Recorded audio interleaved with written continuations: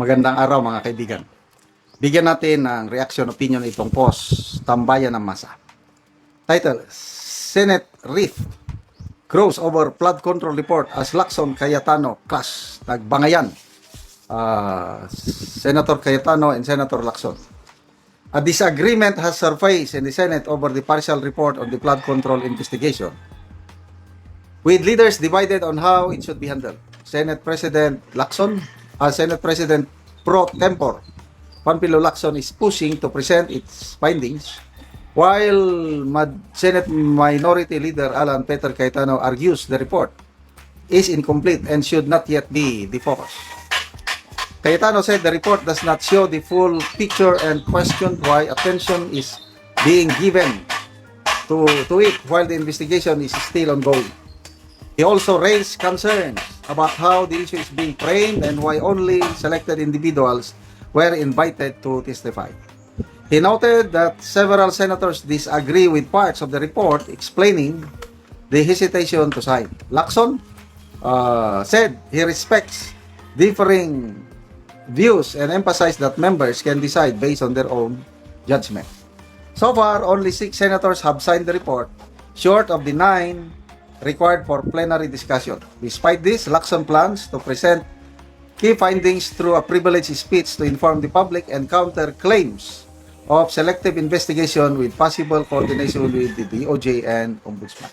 Ito. So malaking problema po si Senator Lacson sa ngayon. Parang test of crisis of credibility. Lumalakas po yung mga naratibo, public perception na selective ang ginagawa ng Blue Ribbon sa pag-imbestiga sa flood control. Maraming dapat patawag na hindi naman niya pinapatawag.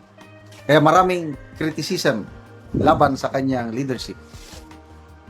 Kaya sabi niya, kailangan, dahil hindi naman pinirmahan, kulang ang perma sa partial report, hindi mapag-usapan sa plenaryo, edi ako na lang magsasalita. Kaya plano niya, mag-privilege speech siya sa opening sa Lunes ba yun? Bagay na kinukontra ni Senator Alan Peter Cayetano. So, kanya-kanyang perception talaga. Ako, naniniwala ko, isa ako sa mga opinion lang ito talagang may selective investigation itong ginagawa ni Senator Lacson. Ang dami niyang dapat patawag. Hindi niya pinapatawag. Gutesa. Yan ang isang importante. Mabuti na lang na isingit lang na surprise witness. Hindi niya binigyan ng pansin yung testimonyo ni Gutesa. Ito, Brave Marines.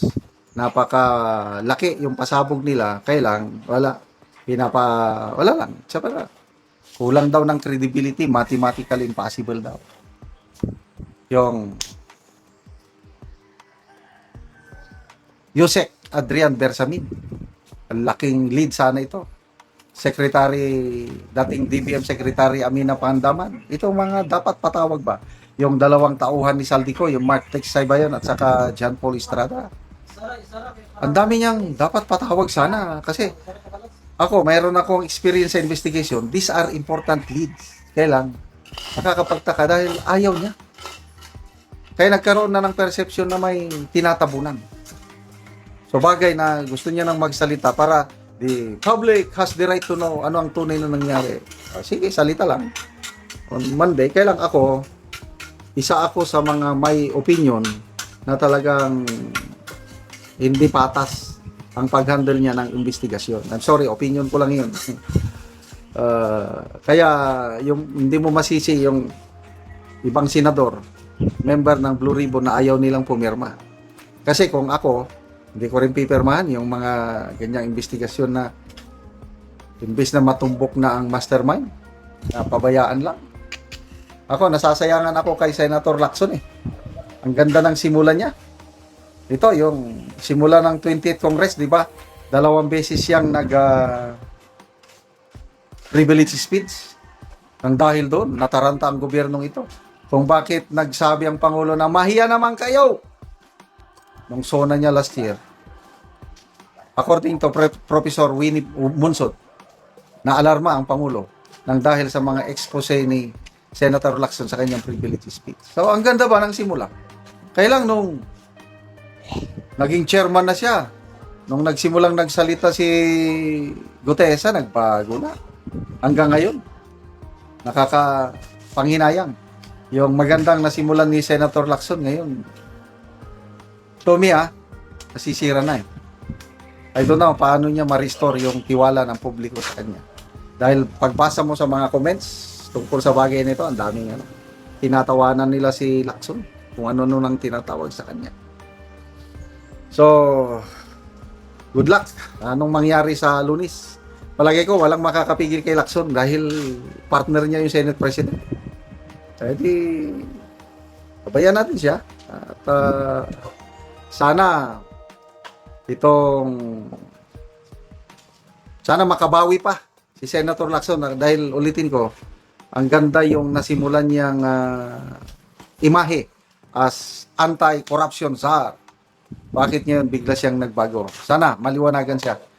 Good luck, Senator Lacson, sa iyong privilege speech sa session sa Senado sa opening ng session. Salamat mga kaibigan sa inyong pagsubaybay sa channel nito.